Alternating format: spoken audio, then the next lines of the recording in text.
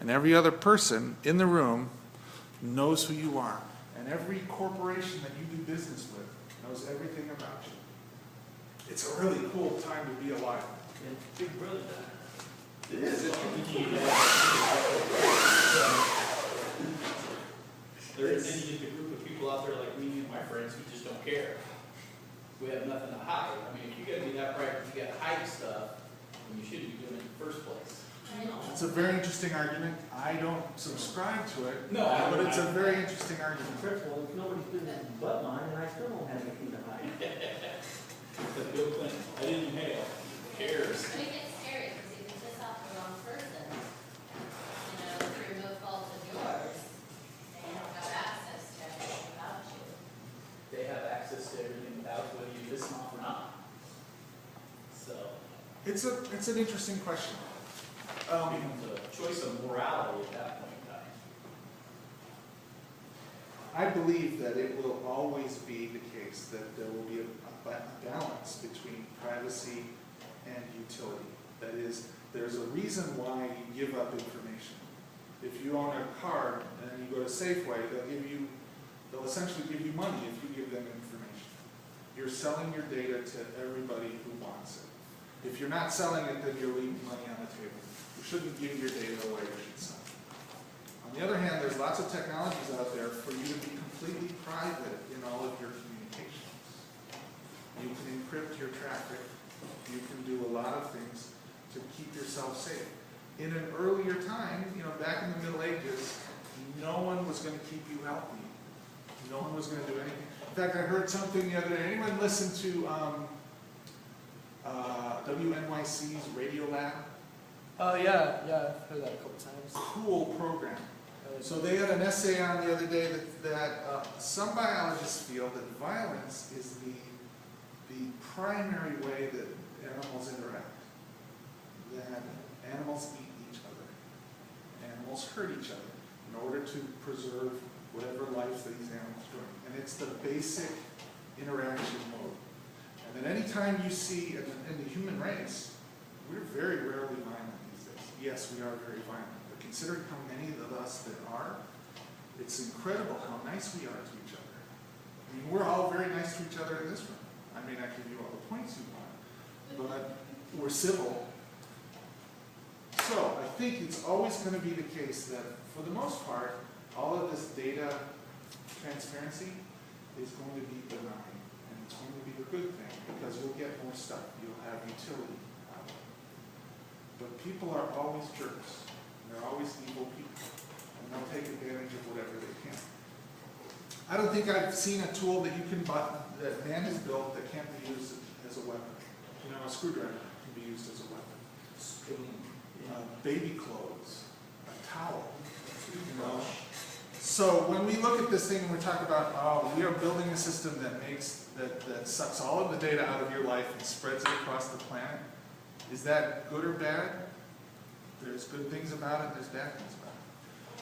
So let's continue this discussion next week and Thursday, but let's talk a little bit more about the actual technology. Let's go back and talk a little bit more about the technology. This is a presentation who took CIS 120? Okay, who kept your textbook? This is chapter 9 of your textbook. You should go back and read that. We didn't actually cover it in my class in 120. So this might be new to you. I know this presentation is if you were in my class.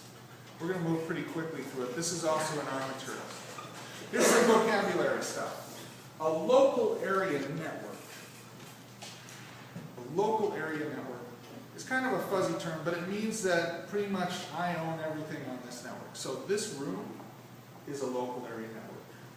This building is probably a local area network. In fact, this building is probably a couple dozen, if not a couple hundred local area networks. Now, in this building as well, I don't see any antennas here. But as we talked about earlier, there's a wireless network here as well. Its name is PCC, and it's in parallel to the wired network. I think we've got a wired network here. Yep, every one of these devices has got a Cat5 cable.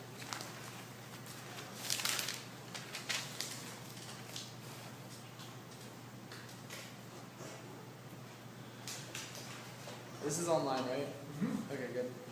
So let's scale this up. So we got a bunch of these local area networks. We start to pull them together. PCC has what's called a metropolitan area network, where the Sylvania campus is connected to the Rock Creek campus, is connected to the Newburgh campus. If you remember last quarter, we had the whole network go offline and for the first 2 weeks of the quarter. It was because the Newburgh campus was flooding the metropolitan area network with too many packets. And they had to cut Newburgh off. We're not sure even today what was going on down in Newburgh. Sometimes these are private area networks, like PCC owns its extended network, its metropolitan area network. Sometimes it's public, like Portland tried to put together a public network. It was not economically viable. They didn't execute it fast enough for it to be a technology of its own time, and now technology is going to pass it. A wide area network, WAN, is a network that is just huge. It crosses boundaries. You'll see it on a planet. Now, sometimes these wide area networks are private. More often, though, you lease bandwidth through somebody else. So you connect up to AT&T or Comcast or any number of network providers, and then somewhere else on the planet, someone also connects up. And those two isolated local area networks share an encrypted data channel, and they become a wide area network. The world has many wide area networks now. If you take them all together, you can line them all together, you think of it as a one thing, and it's the internet. It's an interconnected set of networks, wide area networks. It is not public. The internet is owned by corporations. It used to be owned by governments, now it's owned by corporations. And they sell bandwidth back and forth. It's just like toll roads. There are some people who say that it should be public infrastructure, like the radio spectrum, the television spectrum, the stuff that comes through the air. That was considered a commons. That was something we all had to share. And so we made laws that we had to share it nicely. The internet is not like that. The internet is bought and sold. The data that flies through it is bought and sold. And that has its own social implications. You know, should people have access to the network or not? Who here goes to the library to use the internet? Sometimes. Yeah. That's a real important social institution. In the same way that back when Ben Franklin and the people like him back in the 1700s invented the library, the public library. The public library is a pretty recent thing. It used to be that all books were owned by somebody else. And if you wanted books, you had to buy them. These guys said, no, books should be public. It's a public good. It's something the government should do for its people to help get an educated populace. Educated populaces ended up with stronger countries. That's proven to be true. So now the next question is, all right, most of our data is flying through these networks. Most of our information is coming through networks. As a country, should we let people have that for free if they can't afford it for themselves? So the question you guys need to answer. Libraries are going to be defunded unless we decide otherwise. People are gradually removing library funding. And while most of us can afford our own data connections, not everybody can. The question is, do those people have a right to information or not? I don't have an opinion, but you guys should. When we talk about network architecture, that's what I was saying earlier about topology. But it's more than just how the things are connected. It also has an aspect of it that says who's in control of the network. A lot of networks are called client servers, where there's one particular device that everybody wants to talk to. In our case, it would be like sws.pcc.edu. We all have to put our web stuff up on that server, and we use whatever client we need to get up there. If you are a Netflix subscriber, there's a bunch of servers that you get the Netflix movies from.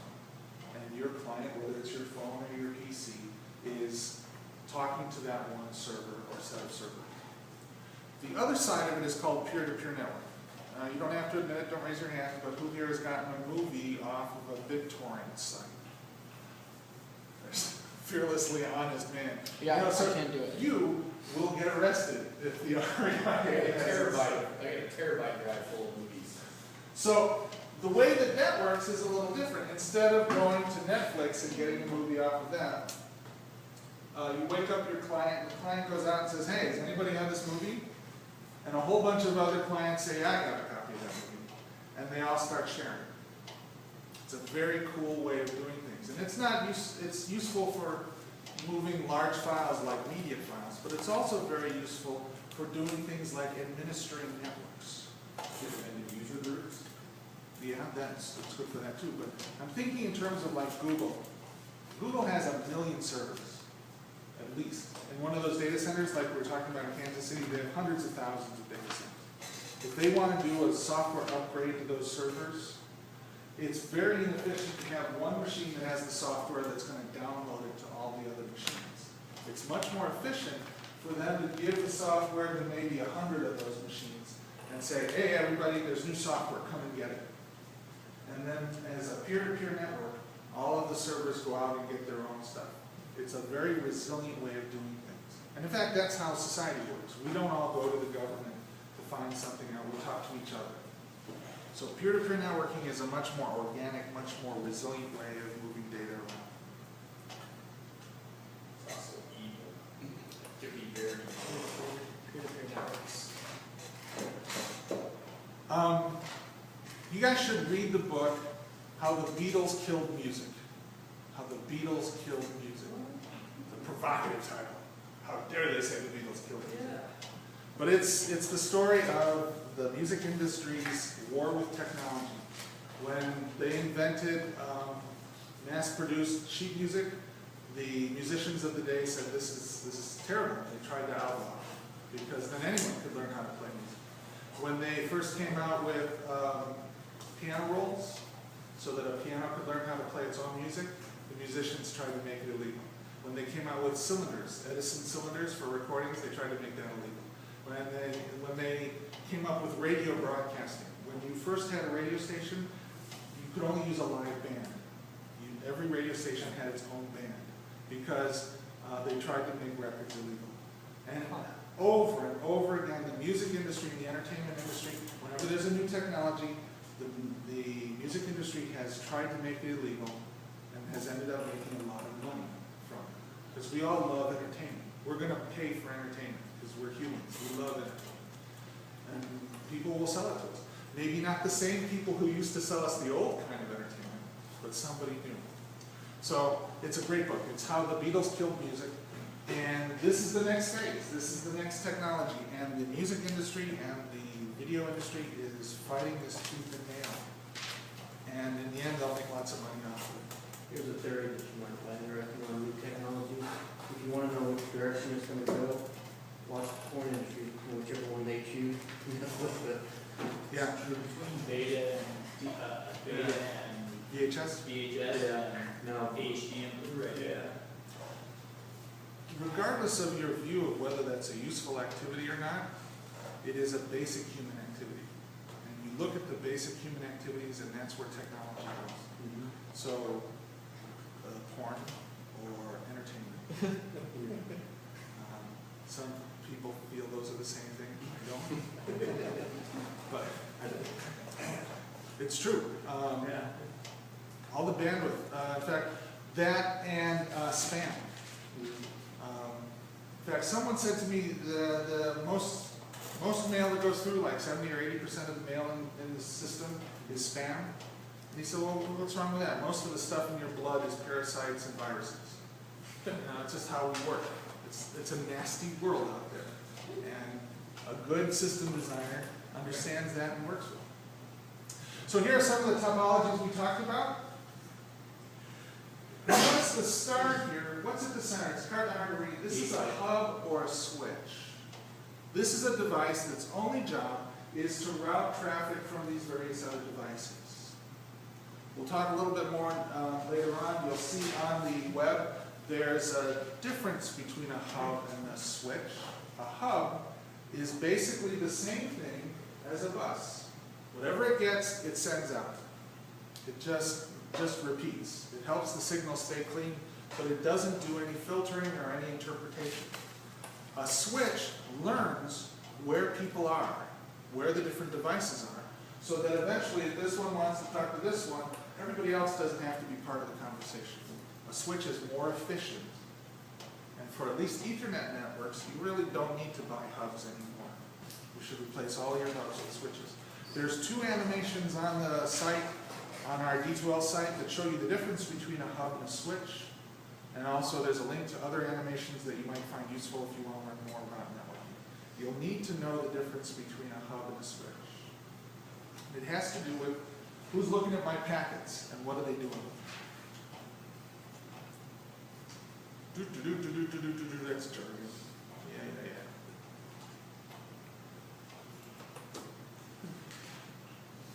There are more of these than you can shake a stick.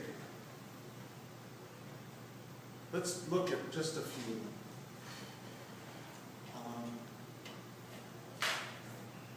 The most common network you'll find when we're talking about PCs and other kinds of personal devices, and most of the servers on the planet these days, is Ethernet. It was invented in the 60s. It was actually deployed in the 80s. The neat thing about the Ethernet is that nobody really controls it. All the devices that connect up to an Ethernet participate in getting the packets from one place to another. And that's why they say that the internet routes around disaster. If one piece of the net goes down, the packets will route through some other part of the network. And at some layers, that's true. At the politics layer, that's not. Countries can still shut down their own internet because they've regulated who gets to come into the country. We'll talk about that when we talk a little bit more about network security. A token ring is a little different. A token ring is connections between specific computers. TCP/IP is a particular layer in the network. All of the devices we have here are called TCP/IP devices. Again, at this stage, it's pretty much vocabulary for you. So TCP/IP is what? It's a protocol.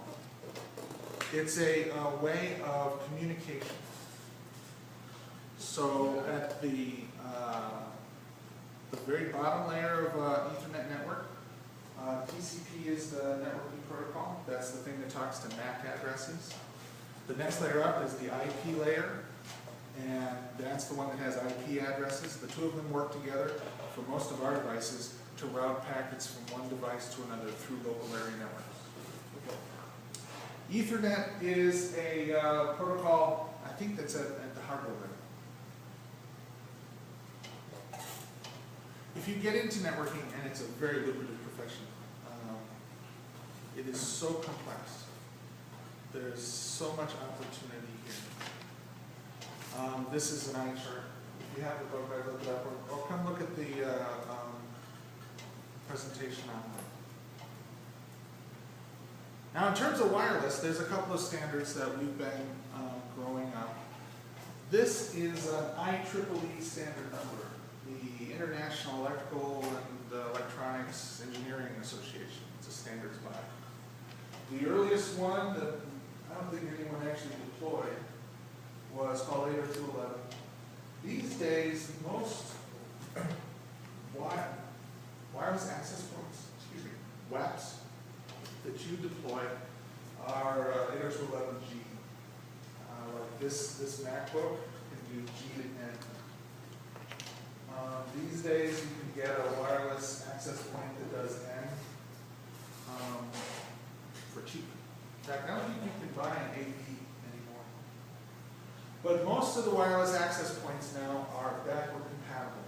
So you buy one, and it'll talk to these various pieces. But it always defaults, it tries to go as fast as possible. I don't know about you, but the faster it goes, the less reliable it is. So it's good to get a wireless access point that can be gracefully down to a lower protocol so that if it has trouble, you can say, oh, slow down, I'll speak slower and louder, maybe you can hear me then.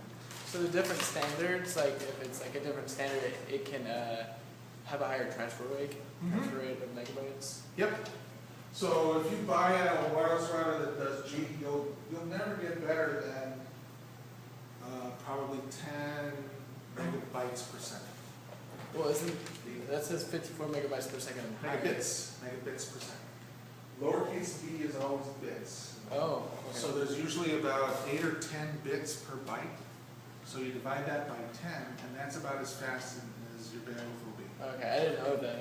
I didn't Yeah. know it was different bytes or bits. It's one of those weird things that if you see a lowercase b, it usually means bits, megabits. If you see an uppercase b, it usually means bytes. Okay. And depending on the type of tool you're using, let's see how they display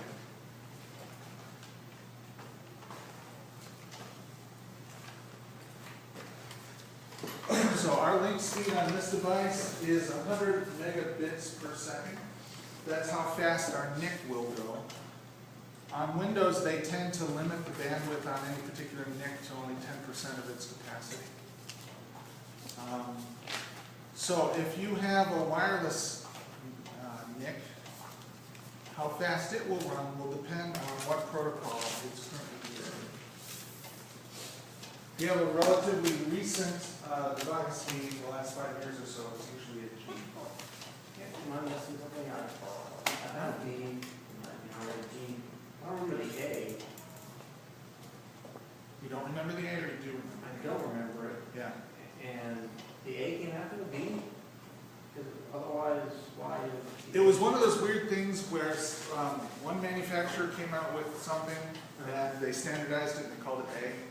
And another one came out with another one and they standardized it and they called it B. And one was more reliable and the other one was faster. Okay. So you saw it as 802.11a/B. Okay. And then they just upgraded the standard. Okay. to this thing. Yes, sir. Why is 802.11a faster than the 802.11b when B seems like it should be an upgrade? It was just the order that they got standardized. There was a lot of competing ways of doing things. And that's typical for technology as well. People come out and they have different ways of trying it. And some are better at some things than others. And then the companies try to make them into standards so that they can capture the market. I frankly don't know what the next one is. But I'll bet you there are companies competing through the IEEE to see who gets the next standard. Because it's worth a look. 802.11i's out. 802.11i? Yeah. Do you know the bandwidth for that? It's off the charts. They won't release exactly what they're doing just because of the fact that it's privatized. So it's all security stuff. Yeah, it's pretty cool. I love this industry because everything gets better all the time. Yep. We have a problem with the capitalism above it, but competition is a wonderful thing for pushing, and frankly, porn is a wonderful thing for pushing technology forward. Okay, there are other kinds of networks. Now, we've talked about wireless networks, which means, wireless means that I go from an Ethernet connection to a radio, to a literal radio, like the old guy with the headset and the dial. It's a radio, and it operates at 2.4 gigahertz or something like that, like any other high-band radio. There are other kinds of radio bands, and there's other ways of using it. So Bluetooth, usually you see that where it's connected to a little headset, or it's connecting to, what did you say, your television now does Bluetooth? It's what they used to call a personal area network. You don't see that very much anymore. But a Bluetooth range is pretty much line of sight because it's so high frequency. And that means that it's not necessarily any more secure than anything else. You used to have to pair devices. Now they don't do that anymore. It's like my headphones for this or Bluetooth. People said, I don't want the inconvenience of the security. I'd rather just plug it in and have it work. So now you can hijack other people's Bluetooth connections. So if you're in a football game or something like that, it's very likely that people are out surfing and fishing for your Bluetooth connections to see what they can steal off your phone. It's a really cool world we live in now. Bluetooth, however, is essentially short range, line of sight, doesn't go through, I have some really good Bluetooth headphones. I can leave my phone in the next room, but not downstairs. Ultra wideband, does anyone know who Hedley Lamar was? Yeah. Hedley Lamar, beautiful woman, movie actress, movie star. She was one of the people who developed spread spectrum radio communication. She had a patent. And that's a way of, when you're sending a signal, you don't just have it on one frequency like channel 4. You have it spread across all sorts of frequencies. So if one of them gets jammed, the other one gets through. Her particular patent thing had to do with frequency hopping, where it would jump around. Ultra wideband is a way of just spreading the energy across a whole spectrum. It's more reliable, but it's more expensive. Infrared data is what your remote used to use. Obviously, since it's not visual light, but it's light, it's infrared light, that has to be line of sight, literally has to be line of sight. Although you can usually bounce it off the walls, right? Because the receivers, the LED receivers, are very wide angle and they'll look anywhere in the room. Does your laptop have an IRDA interface on it? It might. A lot of laptops have IRDA interfaces. The Apple tends to abandon technologies faster than most people, so this one doesn't. But a lot of Windows devices still do. And you used to be able to have an infrared hookup to devices. It was less reliable. RFID is so cool. It is so cool because it is so insidious. It is so neat. Is that what they use with like the animal tracking devices and stuff like that? Now the really cool thing about RFID is that it doesn't need batteries. It doesn't need batteries. It has the simplest RFID device, has a big antenna, and a passive circuit and a small antenna. And you ping it with a piece of radio, with a pulse of radio energy, and the little antenna resonates. It echoes it. It echoes it back on a slightly different frequency. And the way it echoes it back is it basically says its name. It says its number. So an RFID tag, if you've ever pulled one off, if you've ever dissected an RFID tag, you should. Peel one apart. You'll find them in books. Usually they're a sticker on the back of one of the covers. So now these days, because people were peeling them off, they inject them into the binders. If you've bought pants recently, they're probably in the waistband somewhere. But pull one apart, and you'll find that it's really just a printed circuit. It's all just a physical circuit that gets pinged with some energy and echoes back, my number is blah, blah, blah. It used to be that RFID was a very short-range phenomenon, that you had to be, if you remember, people had key cards like these, although I don't know if this one is RFID because it has a magnetic strip on it. Used to be RFID cards were thicker, and you'd have to hold them up against a reader, because the readers were only, the range was very small. That's not true anymore. That's not true at all. If we don't have a lot of toll roads here in Oregon, but if you go to the Midwest, everybody has one of these Easy Pass things. Sits up on your window. And as you go through the toll booth, the circuitry up here pings your car, and your car tells them who you are. And they charge you. It's very convenient. You can go through toll booths at full speed. They also know exactly where you are whenever you're anywhere. And that's the deal with RFID. Some countries have RFID tags in your passport, so they know exactly where you are. In this country, they want to put RFID tags in passports. That's one of the cool things, is that now, in terms, if you're a manufacturer, if you're a company that wants to keep track of the stuff it's building, inventory control has been a horrendous problem, and people have lost lots of money by having parts sitting around in factories. You buy the stuff, and then that money sits there until you have a chance to sell it. It's so much better to know exactly where everything is everywhere along the line, because then you don't have to spend as much money. And when someone says, I want to buy something, that request ripples back up the chain, and then you build it for them, and then it comes out, and it's really cool. And Walmart has done more for the race in this term. Walmart has made things so much cheaper for all of us because they insisted that they know where everything that they're going to sell is from the moment it's manufactured. So you have to open your IT department to them if you want to sell to them. So when they sell a bottle of bleach, their IT system can make sure that the right amount of bleach is ordered. And so your factory, if you're the guy who's supplying bleach, you never have to make more bleach than you need. It's very efficient to know where everything is. It's a good thing for making things cheap. It has its downsides. We've talked about privacy before. You probably have several RFID tags on you right now. If you have cards in your wallet, if you have bought clothes recently, you're walking and transmitting your numbers all the time. And this is only going to get worse.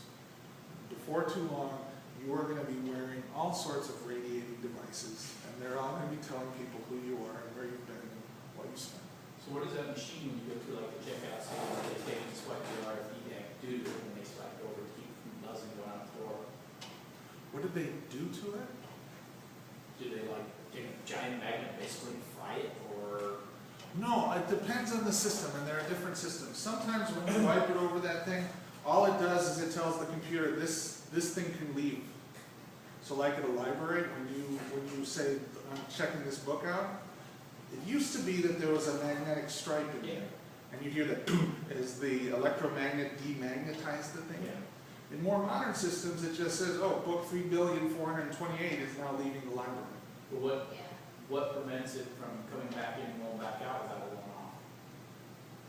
It depends. If it's a magnetized system, it's demagnetized. Okay. If it's an RFID system, the thing that messes up is the system loses track of it, and as it sees it going out the door, it says, wait, that book's not authorized to go out the door yet. Because I've always wondered what keeps those things from, like, you go into, like, you buy a pair of jeans, Uh-huh. you go through, you come back a few days later and buy some more, why are you going off again? Right. So it's Pam, yeah. Well, it's kind of question and answer about order delivery. So when the books come in, we have an RFD, we have a pad that goes on, and it actually marks it when you check it in. Okay. And so when it's checked out, our cards are ones that scan. So you just use your PCC card and it scans your bar letter number in. And then we put it on the pad, it actually turns that alarm off Okay. until we check it back in. And then, so that's when you can take it in and out as many times as you want. But once the book's turned back in, you take it off your account. Then you reactivate it, okay.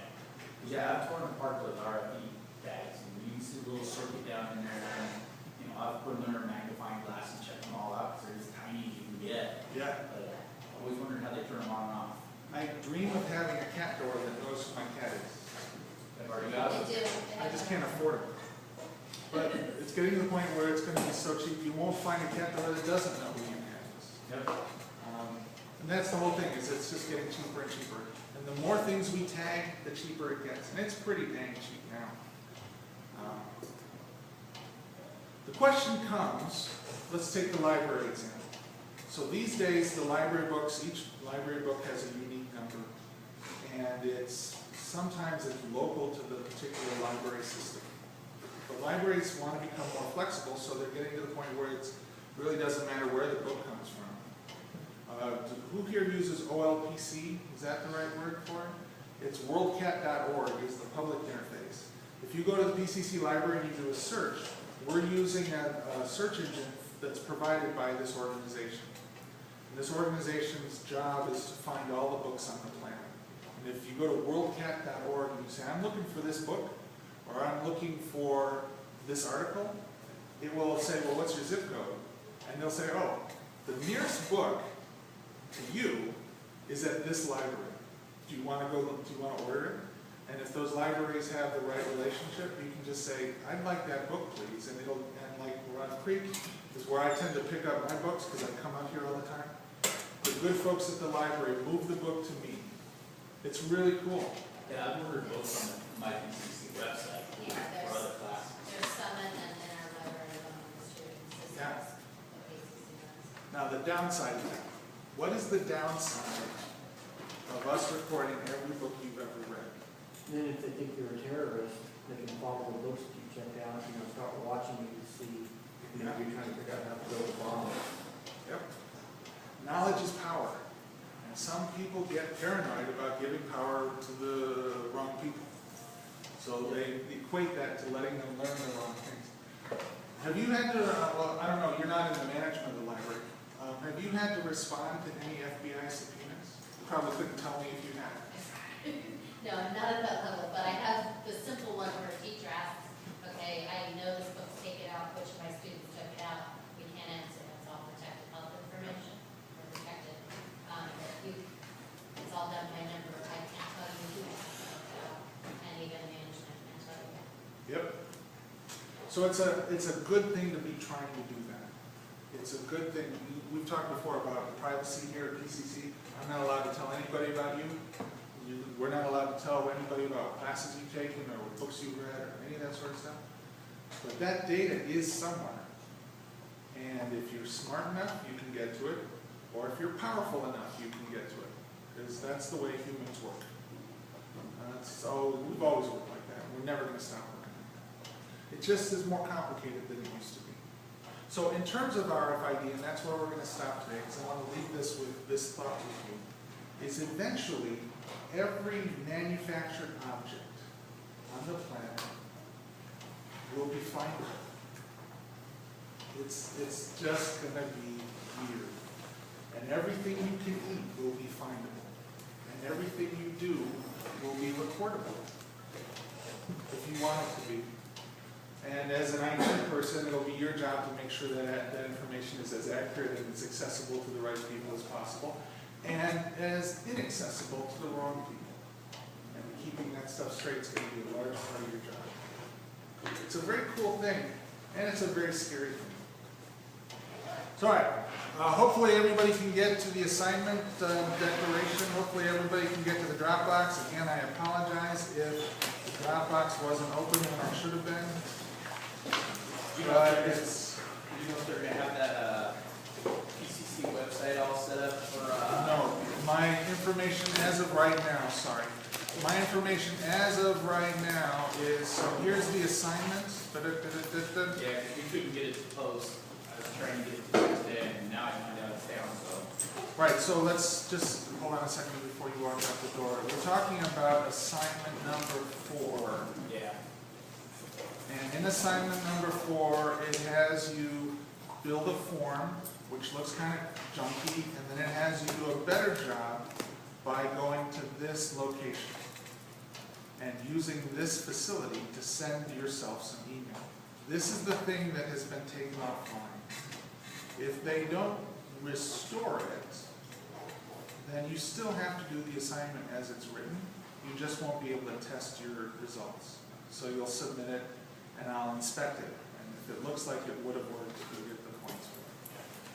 It's annoying, but what are we going to do? I'll try to look for some other place on the web that allows us to do this, but they're not common. Email gateways are a thing of the past. So that's it. So when you see this part of the,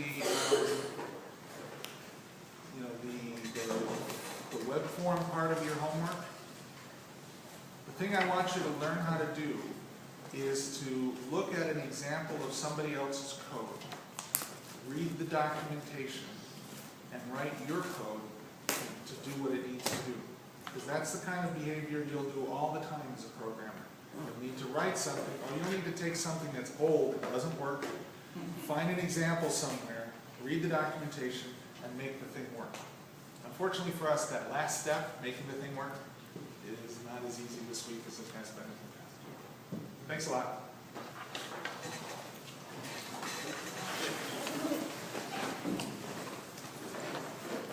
So we're still working on signing it, right? Okay,